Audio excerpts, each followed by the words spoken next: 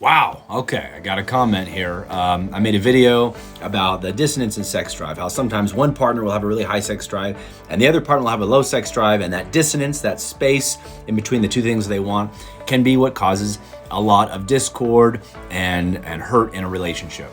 Jojo Amanra, thank you for responding. I never want to shame anyone or put anyone down in their comments. I want people to feel free to share their thoughts, so thank you for sharing your thoughts.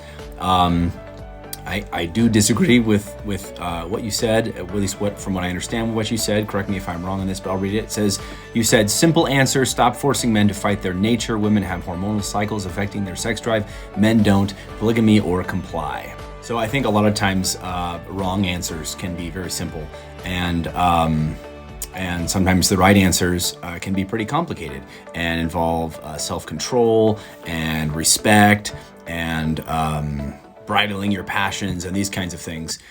So just because an answer is simple doesn't mean it's right. And I think that applies here. I don't think that the simple answer is the best answer. The next part here, you said, stop forcing men to fight their nature. So as a psychiatrist, I meet with a lot of people who have different natures. You could call them tendencies. I don't know what the best word for it is, but they have a natural tendency towards something. And and they're in a situation where sometimes if they don't fight their tendency, they'll end up in jail and they'll end up hurting someone. They'll end up raping someone. And so just because something is their nature or their tendency does not mean that it's always the right or appropriate thing to act on. Besides, you could kind of flip this around and you could say, stop forcing women to fight their nature. In other words, don't force women to have sex when they don't want to have sex. You've got to look at both sides of this. This is a little one-sided in my opinion. Oddly enough, most success and happiness will come in life as you learn how to bridle your passions and you learn how to get control over some of the tendencies that you might have. My children have tendencies to want to eat candy all day long, and some of them have tendencies to be angry and violent sometimes. And I'm helping to teach them not to act on these tendencies and how to deal with them in healthy, respectful, responsible ways.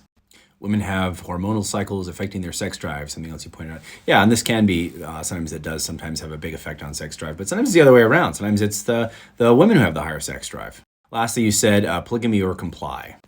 This sounds to me like what you're saying is, I'll have an affair if you don't have sex with me whenever I want. I consider that extremely unhealthy and abusive. There are healthy, responsible, and non-abusive ways to have conversations about this dissonance in sex drive, and I don't think this is the right approach at all. Sometimes in marriage, one person is going to want to do something or not do something that the other person doesn't agree with, and this is where you have conversations and you try to come to a healthy middle ground. I'll make another video to address that.